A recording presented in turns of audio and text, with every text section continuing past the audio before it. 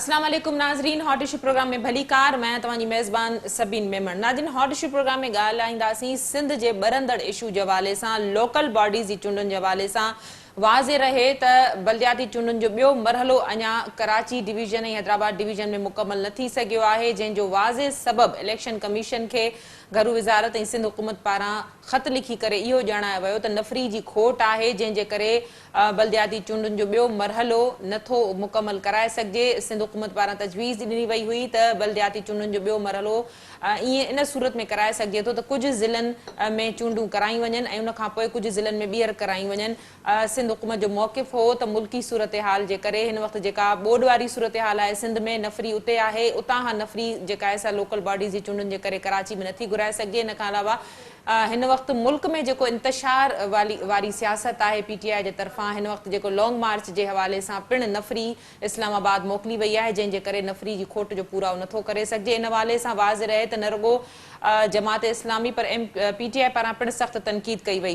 MQM जे हवाले सां जेकॾहिं ॻाल्हि कजे त MQM खे हिन हवाले सां केतिरा ई तहफ़ुज़ात रहिया। MQM जो चवणु हो त मकानी कानून वारो जेको बिल आहे उहो उन में उन्हनि जूं तजवीज़ूं शामिल न कयूं वयूं आहिनि। पीपल्स पार्टी ऐं MQM जे विच में जेको मुआहिदो हो उन मुआहिदे ते अमल न थी सघियो आहे ऐं मुतहिदा खे इहे बि शिकायतूं हुयूं त उन्हनि जी तजवीज़नि खे नज़रअंदाज़ कयो थो वञे। ताज़ो ई MQM खे राज़ी रखण जे हवाले सां पीपल्स पार्टी जे वफ़द ऐं MQM जे वफ़द में मुलाक़ात पिणु थी आहे। इहा मुलाक़ात सिंध जे गवर्नर कामरान टिसोरी जी सरबराही में सिंध जे वॾे CM हाउस में थी, जंहिंमें मुख़्तलिफ़ तजवीज़नि ते गौर कयो वियो, जंहिंमें MQM पारां इहे मुतालबा रखिया विया त एडमिनिस्ट्रेटरशिप कराची ऐं हैदराबाद जी उन्हनि जे नुमाइंदनि जे हवाले कई वञे ऐं जल्दी इहो पिणु इम्कान आहे त कराची जी एडमिनिस्ट्रेटरशिप पिणु मुर्तज़ा वाहब खां वठी करे MQM खे ॾिनी वेंदी। इन खां अलावा बल्दियाती कानून बाबति पिणु गौर कयो वियो ऐं नौकिरियुनि जी कोटा जे हवाले सां ऐं मुख़्तलिफ़ मामलनि ते जिन मामलनि ते MQM खे तहफ़ुज़ात हुआ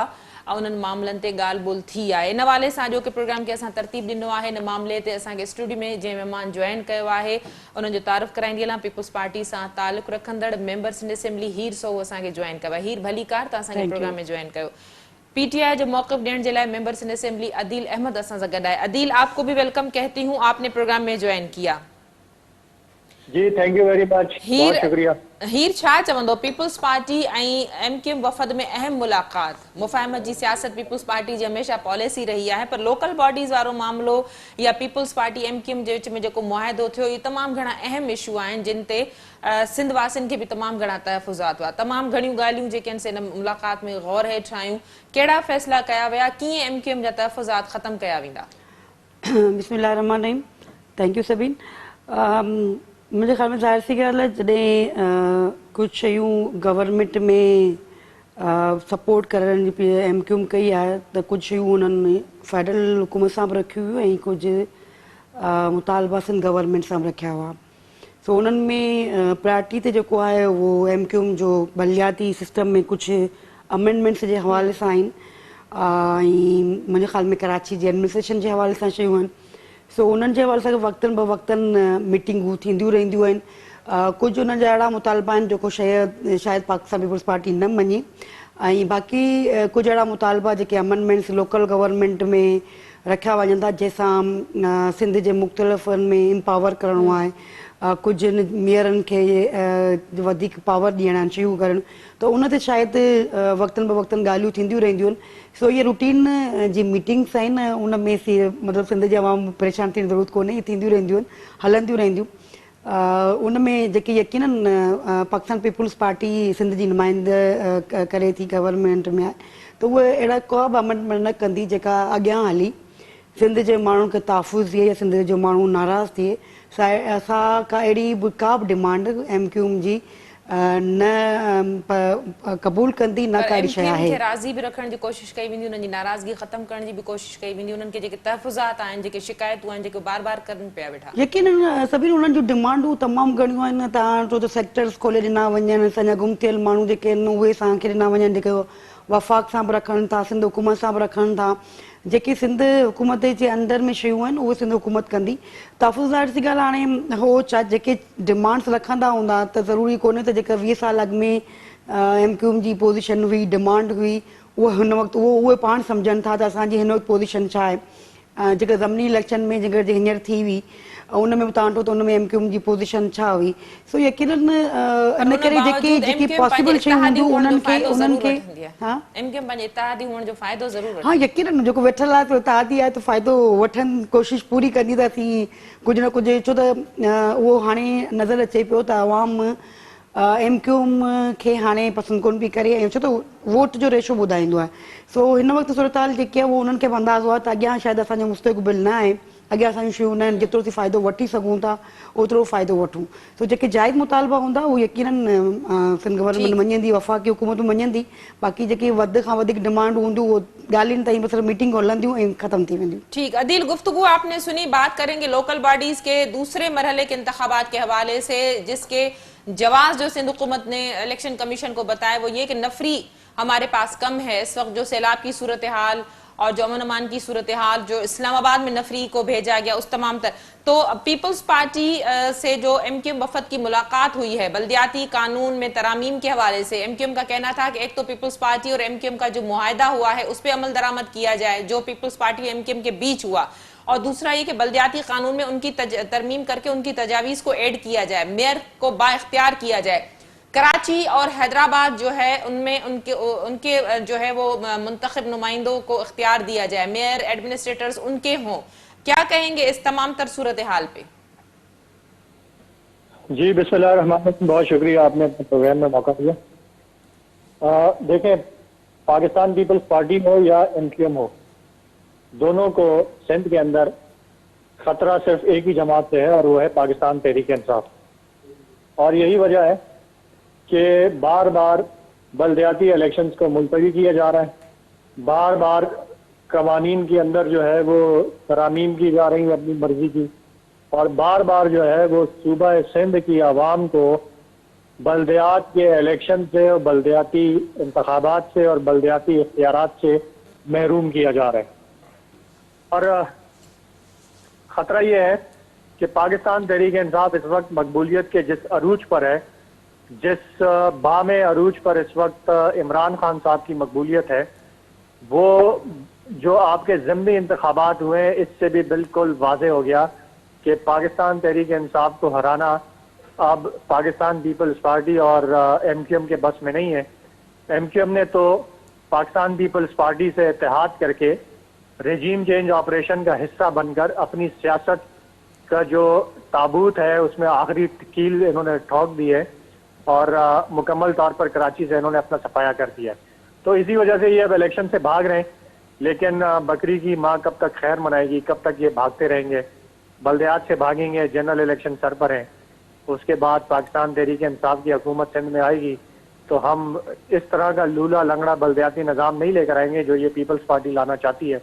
हम इंशाअल्लाह खैबर पख्तूनख्वा की तरह, हम इंशाअल्लाह पंजाब के बल्दियाती कानून की तरह एक बाइख्तियार किस्म का निज़ाम लेकर आएंगे जो कि दुनिया के दीगर ममालिक से भी कॉम्पिटिटिव होगा, दूसरे दीगर ममालिक के टक्कर का, और वहाँ के अख्तियारात और वहाँ के निज़ाम के मुताबिक जो है वो हम लेकर आएंगे. तो मेरे ख्याल से ज़्यादा अरसा ये नहीं भाग सकेंगे. इनके मुकद्दर में, इनकी तकदीर में हार जो है वो लिखी जा चुकी है इंशाअल्लाह अल्लाह के हुक्म से, और इन्होंने इंशाअल्लाह हारना है, चाहे वो इलेक्शन का मैदान हो बल्दियात का या चाहे वो जनरल इलेक्शन का. लेकिन अदील, आपको नहीं लगता कि पीपल्स पार्टी अश्योर करना चाहती है, क्योंकि PTI की जिस तरह मकबूलियत के ग्राफ की आप बात कर रहे हैं तो ज़ाहिर है MQM को जो शिकस्त हुई है अभी, तो पीपल्स पार्टी अल्टरनेट MQM को मजबूत करना चाह रही है तमाम तर मामला पे, ताकि PTI का मुकाबला किया जा सके, PTI को स्पेस न मिल सके कराची या हैदराबाद में. एग्जैक्टली, बिल्कुल यही चीज मैं अर्ज कर चुका हूँ कि पीपल्स पार्टी और MQM इस वक्त इस पॉलिसी के ऊपर गामजन है, अमल पैरा है कि U scratch my back I scratch yours. यानी ये एक दूसरे को फायदा पहुंचाने की कोशिश कर रहे हैं, लेकिन नादान नहीं जानते कि इस फायदा पहुंचाने की कोशिश में ये अपना नुकसान कर रहे हैं, और अवाम के अंदर जो इनकी खोई हुई साख है, जो इनकी डूबी हुई तबाह हुई इनकी सियासत है, वो मजीद जो है वो खुडे लाइन लग रही है. और अवाम बाशऊर अवाम है, अवाम इस वक्त सब देख रही है, सब जानती है कि कौन कहाँ खड़ा है. पाकिस्तान एक नाजुक اور ایک مشکل دور سے گزر رہا ہے، اور اس دور میں کون حق کے ساتھ کھڑا ہے اور کون باطل کے ساتھ کھڑا ہے، کون پاکستان کی خودداری، خود مختاری اور حقیقی آزادی کے ساتھ کھڑا ہے، اور کون امریکی غلامی اور امریکی مداخلت اور سازشوں کے ساتھ کھڑا ہے. تو میرے خیال سے عوام یہ جان چکی ہے، اور یہ جو کوشش کر رہی ہے پیپلز پارٹی اور ایم کیو ایم ایک دوسرے کو بچانے کی، یہ بچا نہیں پائیں گے، ایک دوسرے کو مزید تباہ کریں گے. ٹھیک ہیر تاں جو چھا ان معاملے تے رائے ہے جیکا ایم کیو ایم جی جیکا سوچ رہی ہے تاں ڈٹھو تو ایم کیو ایم نے مختلف ان طرح جا متضاد بیان ایندا رہیا تو سندھ سیکریٹریٹ میں سندھ کے ॿियनि ضلعनि जे माण्हुनि खे भर्ती कयो थो वञे जेके टोपी पाए करे सिंध सेक्रेटरिएट में अचनि था. इन तरह जूं स्टेटमेंट्स बि उन्हनि जूं आयूं. उन खां अलावा पंहिंजी मनपसंद ऑफिसरनि जी मुक़ररी जो मुतालबो उन्हनि जो आहे. 40% नौकिरियुनि जी कोटा जो शेयर वठणु. उन खां पोइ इहे स्कैंडल बि साम्हूं आया हुआ त मुख़्तलिफ़ खातनि में जंहिं तरह इन्हनि पंहिंजा माण्हू भर्ती कया ऐं उन्हनि जी छा कारकर्दगी हूंदी त नथा सम्झो त पीपुल्स पार्टी जे लाइ तमामु घणो हिन वक़्तु इन मामले ते पीपुल्स पार्टी खे तमामु घणो मुहतात रहण जी ज़रूरत आहे ऐं पीपुल्स पार्टी पीटीआई खे काउंटर करण जे लाइ एम क्यू एम खे मज़बूत करणु चाहे थी कराची हैदराबाद में. सभिनि खां त अदील खे जवाबु ॾींदसि त मुंहिंजे ख़्याल में शायदि ख़्वाबनि जी दुनिया में सिंध में 4 डिवीज़न में जेके आहिनि 5 डिवीज़न में इलेक्शन थी चुकी आहे. उन में पीटीआई किथे नज़र आई आहे कोन्हे उहो ख़बर आहे. उहो डिवीज़न्स जेके आहिनि इलेक्शन थी चुकियूं आहिनि. सिर्फ़ु हैदराबाद कराची डिवीज़न में इलेक्शन थियण वारी आहे. ऐं सिंध जी ॻाल्हि था कनि, हा कराची में यकीनन जेको एम क्यू एम जो वोट आहे, एंटी पीपल्स पार्टी वोट आहे या उर्दू स्पीकिंग वोट आहे, उहो वोट चाहे उहो कॾहिं जमात इस्लामी वटि वञे थो, कॾहिं एम क्यू एम खे मिले थो, उहो वोट यकीनन पीटीआई खे मिली सघे थो. बाक़ी पाकिस्तान पीपल्स पार्टी जो वोट जेको आहे उहो पाकिस्तान पीपल्स पार्टी वटि वोट आहे. ऐं हिननि खे शायदि ख़ुशफ़हमी आहे त शायदि पीपल्स पार्टी जी कारकर्दगी या पीपल्स पार्टी खे वोट कोन्हे आई. सो पंहिंजी कारकर्दगी केपीके में ऐं पंजाब जी हिकु सूरत हाल आहे उहो बि हिननि खे ख़बर हुजे. बाक़ी हाणे सियासी गेम में इंटरनेशनल साज़िशूं ऐं ड्रामा, पोइ गोलियूं लॻनि थियूं, पोइ ड्रामा शयूं जेके शुरू थियनि थियूं, उहो आम पाकिस्तानी सम्झे थो शयुनि खे त केरु सियासत पियो केरु साज़िशूं पियो करे ऐं केरु ड्रामो पियो करे. उहे शयूं वक़्त ते शयूं जॾहिं ईंदियूं तॾहिं सभिनी ख़बर पइजी वेंदी. हिन वक़्तु ग्राउंड रियलिटी सां शयूं जेके आहिनि उहो साम्हूं आहिनि. इलेक्शन 5 डिवीज़न में थी चुकियूं आहिनि, सिर्फ़ु 2 डिवीज़न. उनजो रीज़न इलाज ऐं सिर्फ़ु इलेक्शन यकीनन तयारी हुई, फुल हुई. सिर्फ़ु हिकिड़ो ॾींहुं अॻु में इलेक्शन जेके आहे उहो बारिश जे करे रुकिजी वई हुई. न त इलेक्शन अगरि बारिश न हुजे हा त इलेक्शन थी वञे हा. ऐं उन खां पोइ जेका सूरत हाल आहे उहो बि तव्हांजे साम्हूं आहे त तमामु ॾुखी सूरत हाल आहे. उनजी वजह सां वोट बैंक कराची में त आहे. उहो तव्हां चवां थी न त उहो वोट पीटीआई जो वोट चाहे उहो कॾहिं ॾिसो हिकिड़ो पीपल्स पार्टी जो वोट आहे, हिकिड़ो एंटी पीपल्स पार्टी वोट आहे. इहो त मतिलबु असीं इहो चऊं कोन था त सिंध में बि अगरि पीपल्स पार्टी जो वोट आहे त पीपल्स पार्टी जो एंटी वोट बि आहे हुते, सॼी सिंध में आहे. ऐं अहिड़ी तरह कराची में बि पीपल्स पार्टी जो एंटी वोट बि आहे, चाहे उहो कॾहिं एम क्यू एम खे मिले थो ऐं जमात इस्लामी खे मिले थो. हाणे जॾहिं एम क्यू एम डाउन थी थिए ऑटोमेटिकली उहो वोट जेको आहे उहो पीटीआई लाइ वञे पियो. सो उहो वोट फैक्ट वोट आहे, इहो त कोन था चऊं त वोट कोन्हे आहे. बाक़ी जेका कारकर्दगी बाक़ी जेको फैक्टर आहे एम क्यू एम जो, यकीनन उहो कुझु शयूं जेके आहिनि उहो इतिहादी थियो ऐं जेको हिननि 3.5 सालनि में जेका सूरत हाल मुल्क जी कई हुई, जेकी सूरत हाल शुरू थी उन में जेको आहे हिननि एम क्यू एम जेको आहे उहो छॾियो हुननि खे इतिहादी जे तौर ते वापसि अची वई हुई. उहे फ़ैसिला थिया हुआ त जेको आहे न फेडरल गवर्नमेंट में इतिहादी तौर ते आई हुई, सिंध गवर्नमेंट में इतिहादी कोन आहिनि. सपोर्ट आहे उन्हनि खे, उन्हनि न मिनिस्ट्रियूं वरितियूं आहिनि शयूं.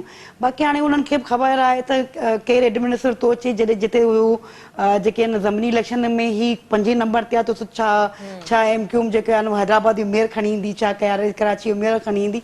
बहरहाल ज़ाहिर सी ॻाल्हि आहे उन्हनि सां जेका कमिटमेंट्स गवर्नमेंट पाकिस्तान पीपल्स पार्टी जूं चेयरमैन कयूं आहिनि जेके जाइज़ ऐं वरी बि चवंदी जेके जाइज़ हूंदियूं उन्हनि जूं यकीनन ॿुधियूं वेंदियूं. उन्हनि जा मुतालबा जेके जाइज़ मुतालबा हूंदा उहे ज़रूरु पार्टी ॿुधंदी. बाक़ी हाणे शयूं त उन्हनि जी लिस्ट जेकी आहे, डिमांड जेकी आहे उहो तमामु वॾी आहे. 3.5 साल मुंहिंजे ख़्याल में पीटीआई जी बि इतिहादी रही आहे ऐं उन्हनि खे बि साॻी डिमांडूं हिननि ताईं बि उहे रहियूं. उन डिमांडूं पूरियूं न थियूं आहिनि सो वरी हिते आहे. ऐं जेके डिमांडूं पूरियूं न थींदियूं त शायदि उहे सुभाणे परी को ॿियो ऐलान करे छॾीनि. बाक़ी ॻाल्हियूं करण त बाबा हाणे हिन वक़्तु सिर्फ़ु पीटीआई हुकूमत आहे, पीटीआई आहे सिर्फ़ु लीडर, त उहो दिल्ली अभी दूर आहे. अञा जॾहिं इलेक्शन ईंदी शयूं ईंदियूं पोइ अवाम निकिरे थी कंहिंसां गॾु बीहे थी, हा अवाम जी बेस ते अवामी वोट खणी अचनि वेलकम कंदासीं। बाक़ी हाणे जीअं ख़लाई मखलूकनि जी सपोर्ट सां इलेक्शनूं घर वेठा हुआ, हिननि खे 4-5 हज़ार वोट मिली विया, खटी अची MP MNA थी वेही रहिया। अगरि उहा सूरत हाल थी त जवाब मिलंदो। अवाम अगर सपोर्ट करे थी, अवाम उनखे खणी थी अचे, वेलकम कंदा। अदील, अब सूरत हाल वो नहीं है जो खलाई मखलूक जैसे हीर ने कहा कि वो सपोर्ट करे, अब मामला दूसरे हैं। अब जो है फेयर एंड फ्री इलेक्शंस होंगे, तो PTI अगर बल्दियाती इंतखाबात का दूसरा मरहला कराची डिवीजन हैदराबाद डिवीजन में होता है तो PTI अपनी पोजीशन कहां पर देखती है, क्या देखती है? क्योंकि पीपल्स पार्टी और MQM जो है वो ऑलरेडी इत्तेहादी हैं, तो कितना फर्क पड़ सकता है?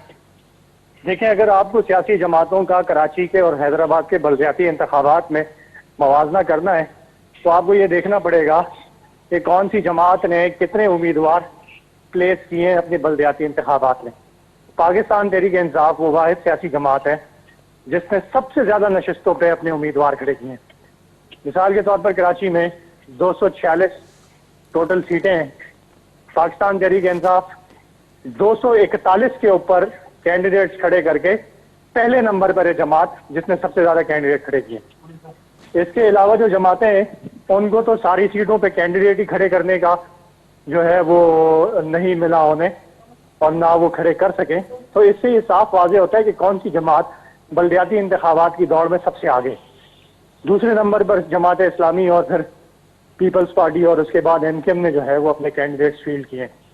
तो ये एक हकीकत है जिसको अगर देखा जाए तो पाकिस्तान तहरीक इंसाफ जो है वो बाकी जमातों से सबकत ले जाती है इस मामले पे।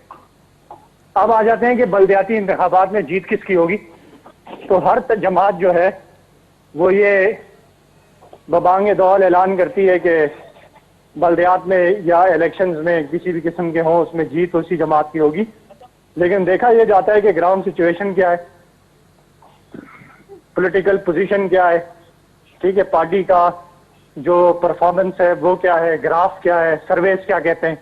इस वक्त आप चाहे कोई भी सर्वे उठा के देख लें, कोई भी ग्राफ उठा के देख लें, पाकिस्तान तहरीक इंसाफ आपको बाकी सियासी जमातों से सबसे ज्यादा टॉप पे नजर आएगी। इमरान खान साहब की जो मकबूलियत है वो इस वक्त सर चढ़कर बोल रही है और इस वक्त जो है वो पूरे पाकिस्तान में, सिंध में तो खास तौर पर पाकिस्तान में जो है वो पूरा इस वक्त पाकिस्तान तहरीक इंसाफ का ग्राफ ऊपर है। तीसरी जो चीज है वो ये है कि पाकिस्तान की जो वो जमात जो अपने आप को शहर कराची की जमात कहती है, MQM का सारा जो सियासत था, पूरा का पूरा सियासी नैरेटिव था वो पाकिस्तान पीपल्स पार्टी के खिलाफ था कि पाकिस्तान पीपल्स पार्टी सिंध की वो जमात है जिसको शहरी इलाकों से कोई सरोकार नहीं, शहरी इलाकों में खासतौर पर कराची का इस्तेहसाल करने वाली जमात है और महाजिरों के हकूक गसब करने वाली जमात है। लेकिन अपने सियासी नैरेटिव के बरक्स जाकर MQM ने पीपल्स पार्टी के साथ इत्तेहाद किया, पीपल्स पार्टी के साथ रेजीम चेंज ऑपरेशन का हिस्सा बने, पीपल्स पार्टी के साथ बैठकर उन्होंने एक बाहर की मुदाखलत, एक अमरीकी साजिश का हिस्सा बनकर पाकिस्तान के अवाम की उमंगों के मुताबिक जो हुकूमत थी, अवामी मैंडेट जिस पार्टी के पास था उसको हटाकर लेकर आए। और किस बुनियाद पर लेकर आए कि महंगाई है। और जब से इन्होंने वो हुकूमत हटाई उसके बाद आप महंगाई के रिकॉर्ड देख लें वो आसमान को छू रहे। ये मामला तो सारे वो दूसरी तरफ जाते हैं। ये सारे वो फैक्टर्स नहीं, ये सारे वो फैक्टर्स हैं जो कि अफेक्ट करेंगे बल्दियाती इंतखाबात के नताइज को, और ये सारे के सारे फैक्टर्स पाकिस्तान तहरीक इंसाफ की फेवर में। तो इससे ये साबित होता है कि इंशाअल्लाह पाकिस्तान तहरीक इंसाफ जो है वो हैदराबाद हो चाहे कराची हो, बल्दियाती इंतखाबात के मैदान को वो मारेगी और इन सारी जमातों को जो है वो पीछे छोड़कर हुकूमतें उसमें भी बनाएगी, कराची में भी और हैदराबाद में भी इंशाल्लाह। बहुत शुक्रिया आदिल, आपने अपना मौक़िफ़ देने के लिए प्रोग्राम में ज्वाइन किया। नाज़रीन, प्रोग्राम जे सिलसिले के जारी रखंदासीं। वक्त थियो है मुख़्तसिर वक़फ़े जो, वठूं था वक़्फ़ो।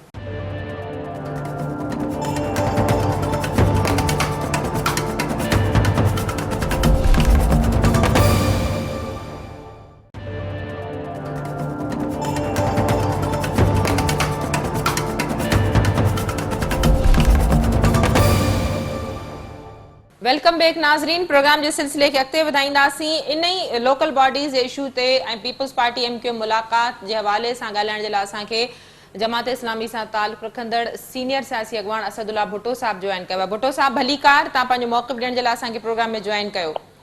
भुट्टो साहब, छा चवंदो लोकल बॉडीज़ चूंडुनि जो ॿियो मरहलो कराची ऐं हैदराबाद डिवीजन में अञा मुकमल न थी सघियो आहे, मुख़्तलिफ़ सबब ॼाणाया विया।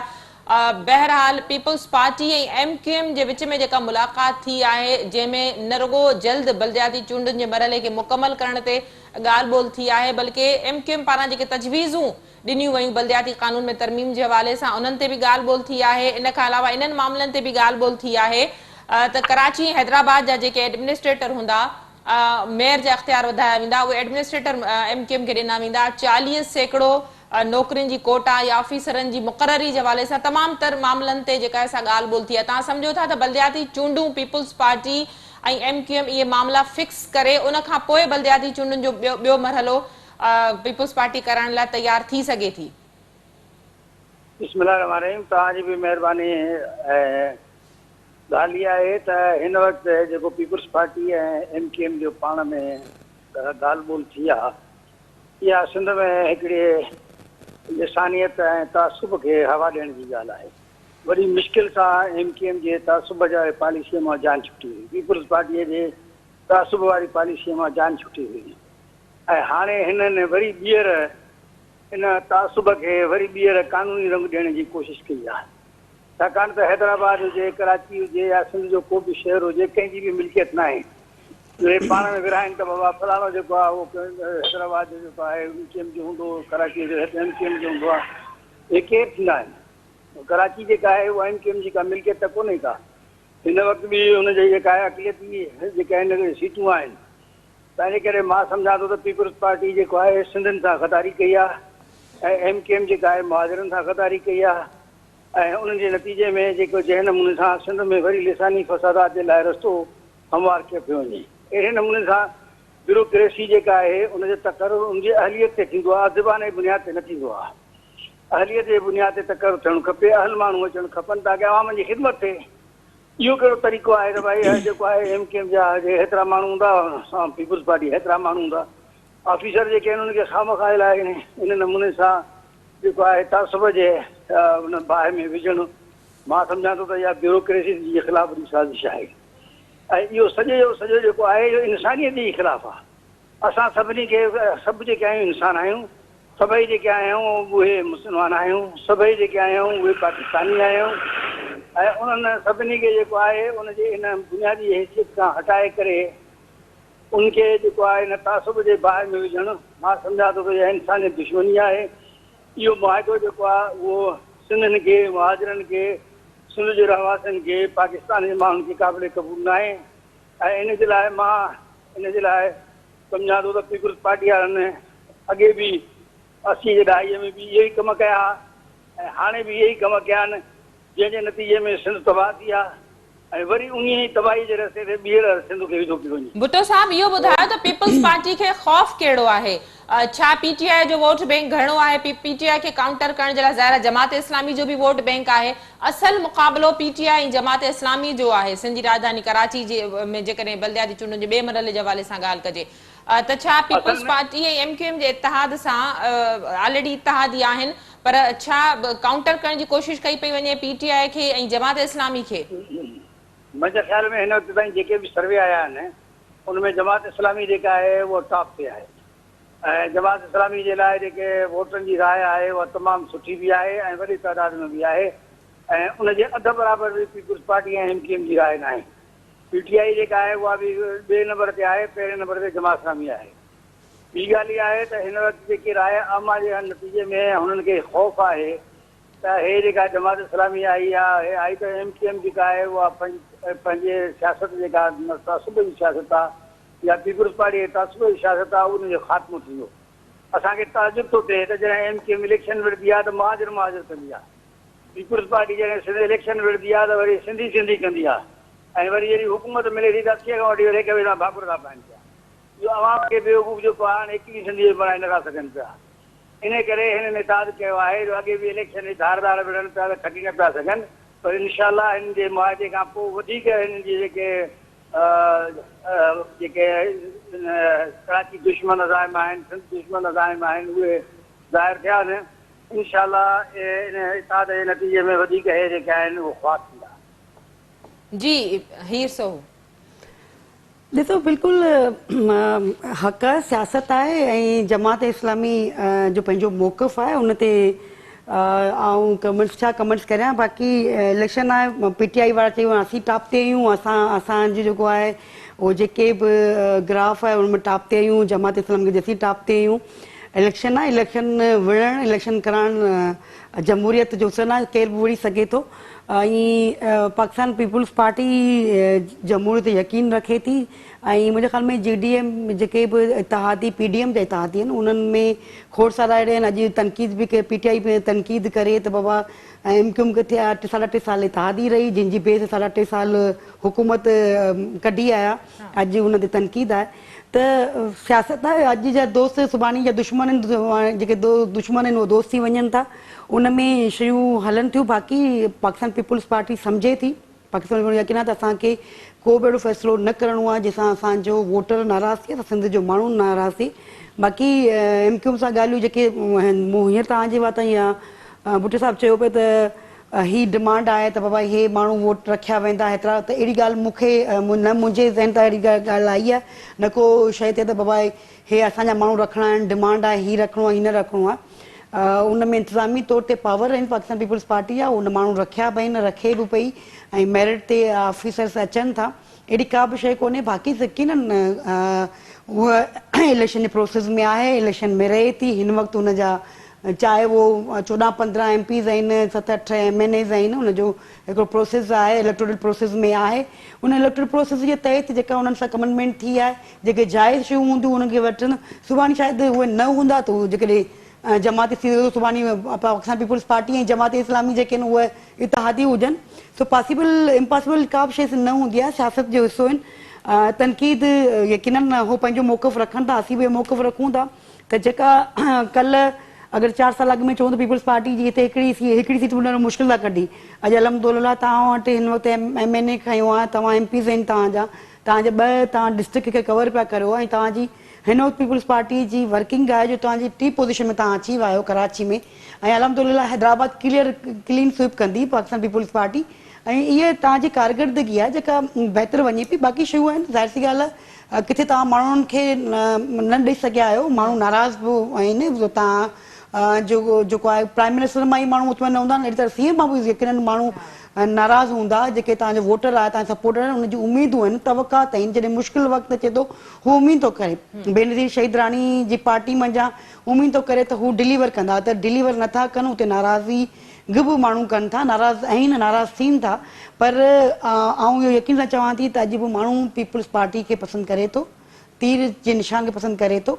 कमियूं कोताहियूं हीर सोए में थी सघनि थियूं, MP MNA में थी सघनि थियूं, पर जॾहिं आम माण्हू वञे थो इलेक्शन जे बैलेट ते वञे थो त हुनखे सिर्फ़ु तीर निशान नज़र अचे थो।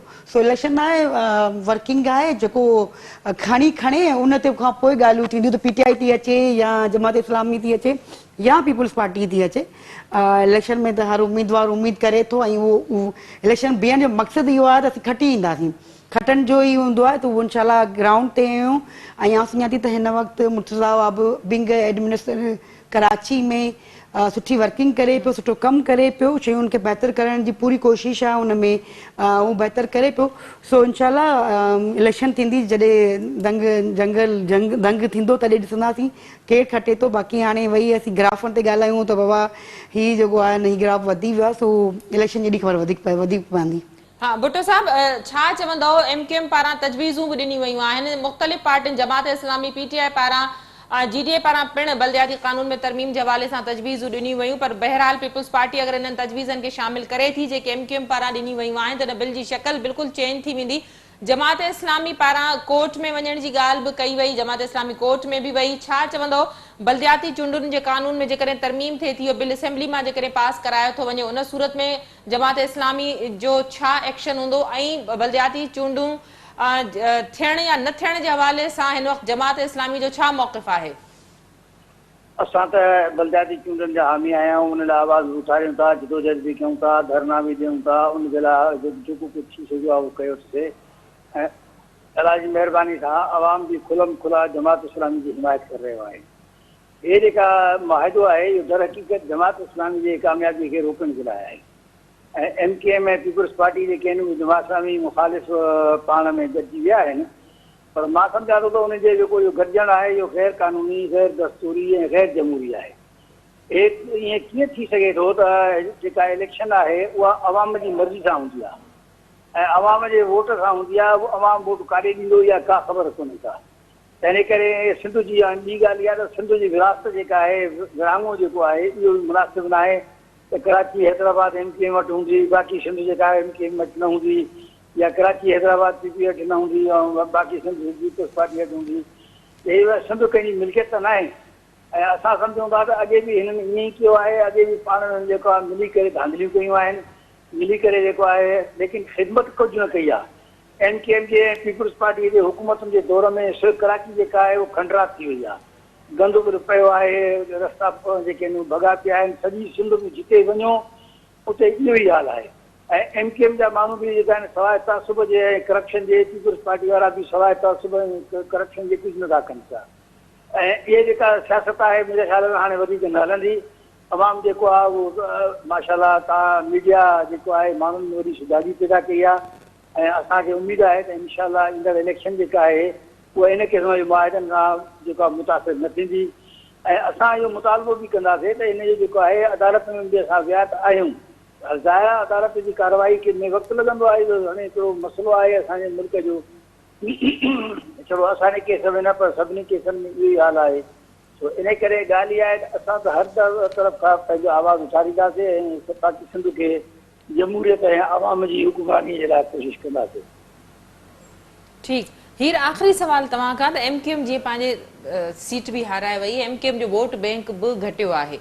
पीपुल्स पार्टी जो भी कराची में जेतिरो वोट बैंक आहे तव्हांखे अंदाज़ो आहे ज़ाहिर जमात इस्लामी PTI जो तमामु घणो वोट बैंक आहे पीपुल्स पार्टी खे केतिरो मुक़ाबले वारी सूरत हाल खे फेस करणो पइजी सघे थो ॾिसो पीपुल्स पार्टी जो हैदराबाद में अलहमदुलिल्लाह जेको आहे न उहो बहितर पोज़ीशन आहे ऐं उते को बि अहिड़ो ख़ासि मुक़ाबिलो कोन्हे कराची शहर में यकीनन तव्हांजे जेको आहे उहो ॿिनि टिनि डिस्ट्रिक्टनि में मुक़ाबिलो यकीनन आहे ॿिनि टिनि पीपुल्स पार्टी जो वोट जेको आहे बनिस्बत अगरि तव्हां 4 साल अॻु में जी ॻाल्हि करियो त हिन वक़्तु बहितर थियो आहे तव्हां हिन वक़्तु पोज़ीशन तव्हांजी बहितर आहे तव्हांजो कुरंगी डिस्ट्रिक्ट हुजे तव्हांजो मली डिस्ट्रिक्ट हुजे ऐं तव्हांजा 2-3 डिस्ट्रिक्ट हुन में सुठी पोज़ीशन आहे सो जॾहिं तव्हां 3 डिस्ट्रिक्ट में बहितर पोज़ीशन में ईंदा त यकीनन मेयर जे लाइ बारगनी जी पोज़ीशन में तव्हां हूंदा सो यकीन हाणे त पोज़ीशन आहे त आवाम कंहिंखे थी पसंदि करे आवाम सभिनीनि खे आज़मायो आहे आज़माए पई ॾिसंदी पीपुल्स पार्टी बि उते मैदान ते आहे